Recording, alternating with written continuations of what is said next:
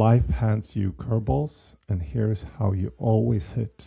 You know that feeling when everything is moving, the week is in order, you have a plan, and suddenly uh, there's some bad news coming in. Yeah, it kind of shooks you, but then the next thing happens. It starts to rain, or there's like a massive um, accident on the road, and you're stuck in your car, or the trains don't work, and now you're going to be late, and everything you prepared is kind of going out the window, and you lose money, or maybe you lose a friend, maybe you lose a relationship, maybe somebody's betraying you, and you start to feel like there's things just are adding up, and it feels like there is this voice coming up in my head asking myself, why does this keep on happening to me? And it's not just about the one thing that happened, but it's about like the amount of things that are happening, and it feels like there should be a life without these kind of constant curveballs out there. And it would be so nice to have a day with a break from these curveballs. And in this episode, I will talk about how to get into a life where without these curveballs. But the truth is, the curveballs will always come. And we're going to talk about how we're going to manage our expectations so we don't have to have that feeling of that it's always happening to us, but also how to keep on going. The impediment to action advances action, and what stands in the way becomes the way. That is a quote by Marcus Aurelius from Meditations, and he puts it pretty well, is that things will happen all the time, and we feel like, oh, it's interrupting my plan, but that is the plan. We have the problems, and now we have to deal with them. Welcome back to Never Start Over Again weekly podcast. This is your weekly reset. We're not here to restart, but here to keep your momentum going. My name is Richard, and I'm here doing this podcast every Monday because I was looking for something to have on Mondays that would keep my momentum going for the week, put my mindset in the right way, and maybe share an idea that is worth carrying for this week, and slowly build up a foundation of observations that we can work. And this week we're going to talk about curveballs because it's a thing that I've seen and observed now for the last couple of weeks happening to people I know, friends and colleagues and so on.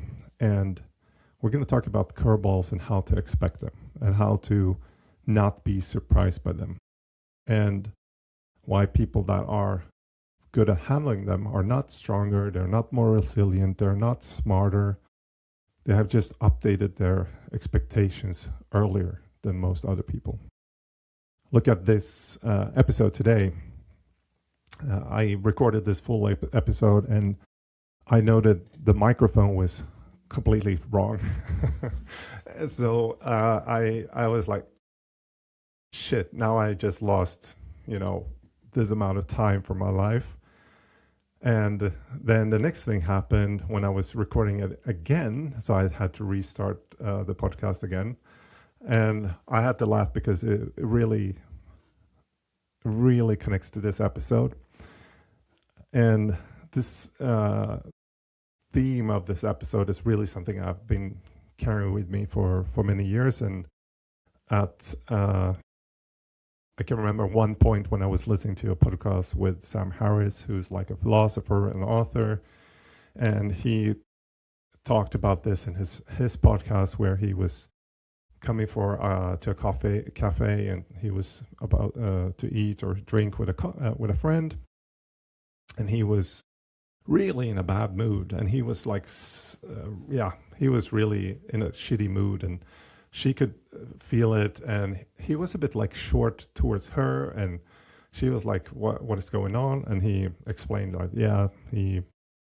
it was like this shitstorm happening on Twitter on him, and then this other thing happened, and then like this morning the car had some problems, and then there was just jerks on the way, and he was so upset of like this, and he felt like, why does this just keep on going? And his friend, she said like, hey Sam, can I ask you something? Did you actually think that one day you would wake up and simply have no more problems? And he kind of just froze, and like, that's actually very true. That's such a silly idea to think that you would wake up one day with no problems. And it's actually pretty boring, like to wake up every day without any problems. It's very common for us to see problems as interruptions because we're so focused on getting something done, something finished. And then we're like, oh, this thing came away. I cannot finish my thing. And we get so agitated and we get so obsessed and so on. And I know this from being a parent, like you try to manage stuff and then, I plan to do something and then boom, it destroys your plan. You have to take care of the kid who shit his pants or is crying or cannot sleep or whatever it is. And we had this, I had this last week too. I was supposed to take a train in the evening. I knew I had like two and a half hours of like uninterrupted work to do, which I was like planning to use very effectively, and got to the train station. The train got 1 hour late. Then I jumped on the train and there was like disruption. So the doors didn't close. And I was like, what am I supposed to do now? I cannot like focus on my work that I wanted to do because I'm constantly like just unfocused. So I cannot do my work. The train started to go and then it went just one stop, I don't know, like 20, 30 minutes. And then it halted again and it stood for half an hour. And again, like I couldn't focus, I couldn't work, I couldn't get anything done. And the entire plan for my day got like destroyed. I had to jump off the train and everything. And I'll explain to you later what happened. But this is such a common thing when, if we go back to Marcus Aurelius, who was the emperor of Rome, and he got betrayed by basically everyone. He was close to war all the time. He was surrounded by incompetent and competent people that were just trying to hurt him. And money was always a problem. And what he did was journal every day, and he was writing these things down. And he didn't do it for the purpose of publishing them, but just to remember that the obstacle was not the interruption of the work, but the obstacle was the work. And last year, I also had this situation where I dislocated my shoulder. It was my second week of the CrossFit Open, and in total there are 3 weeks. When I dislocated my shoulder, it hurt like hell, but I promised myself I would do the third week the next weekend. The next weekend, I did the workout. I had to adapt my training. I still had fun. I had some pain, but I could do the work. I could do a workout. I could do the best version of what I had that day. And I had to adapt my training for the next 3 to 6 months because like the first weeks I couldn't run, I couldn't jump. I had to focus on the things that I could do and not the things I could not do. And then slowly start to integrate more of that shoulder, to work on my shoulder and work on my weaknesses, and slowly more also on my strengths. And now it's May, it's 25th of May, so I've done 25 days straight of 50 push-ups every day. This was like a challenge of this month, and this is not like a dramatic comeback story, but at least I'm back there. I can do 50 push-ups a day now. My shoulder doesn't hurt, and I just can't, I think the story the story and the lesson here is that you just want to keep momentum, and even if you get the obstacle, start to work on that obstacle. The curveball came, and I didn't hit the curveball perfectly, but I stayed on playing. And I think this is what I've come to believe after watching hundreds of people navigate like disruption when it's in their health, in their business, or in their lives. The problem is almost never the curveball itself. The problem is the expectation that it should not have arrived at all.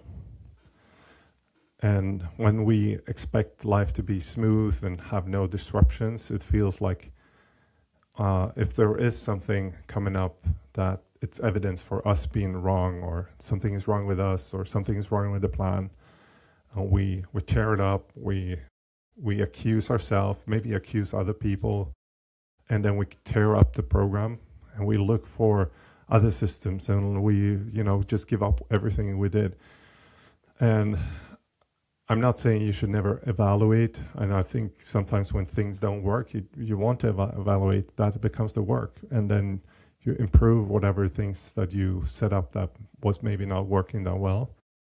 It's always a constant learning that you're going through, and if you see it that way,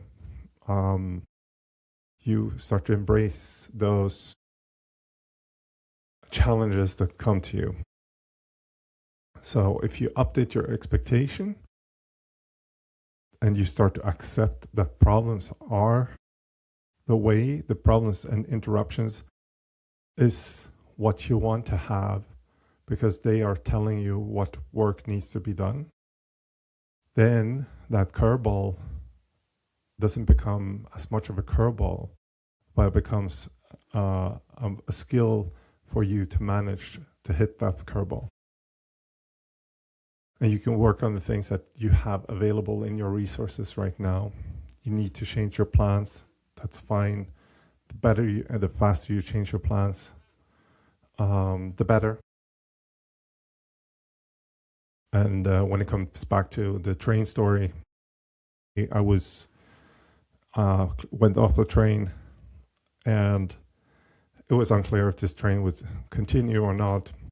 What I did, I did 50 push-ups outside the train.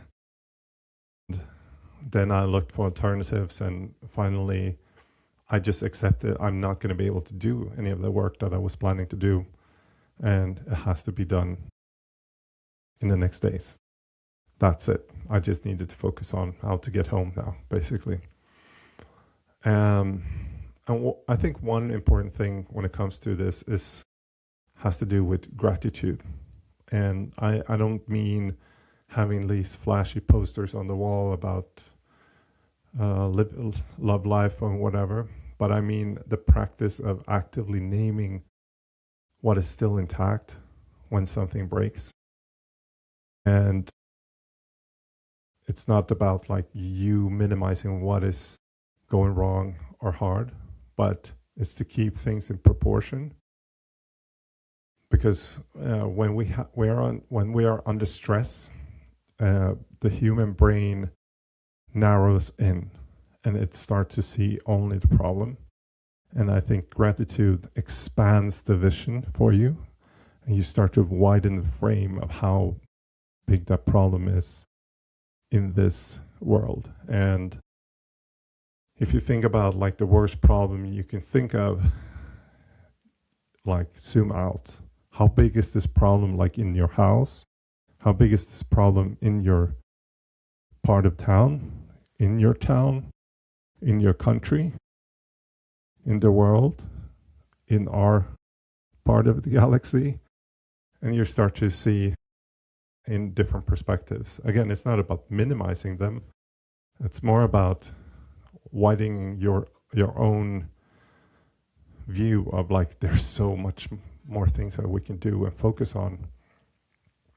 And gratitude is just the way of us to see the other things that we already have close to us. And Marcus Aurelius, he had his notebook where he wrote down his thoughts, and he was one of the most powerful men in the world. And if he was doing it, probably we should do it too, both you and me. So this week, if you can, or you can do it right now, just write down 3 things that you appreciate, like that you're grateful of. It's not your goals, it's not aspirations, but things that you are grateful of right now. It might be a relationship you have, it might be your health, it might just be that you can have a nice cup of coffee every morning, that your kids are healthy, that you have a job, that you have roof over your head, that you have a bike. Whatever it is, you can write it down. And a small hack and trick is you can write down things you are grateful of from other people and share that with them without expecting having anything back. So here are 3 things and 3 ways to go further. 1, if you're in Berlin and you're looking for a professional team to help you with your health and fitness, I offer a free assessment with my team, and we will find the best strategy for you, and you can find the link for that below. If you're a professional coach and you're looking for sharpening your coaching, or maybe you want to get into coaching, we have our Escapist Academy, where you can take our professional quiz and find out what level you're currently operating at. That link is also below. And if you're not local at all in Berlin and you're not working health-wise as a health professional or so, I have an invitation to you where you can join our Never Start Over Again community. And you can do that from anywhere in the world for free. The link is also below. Looking forward to see you there.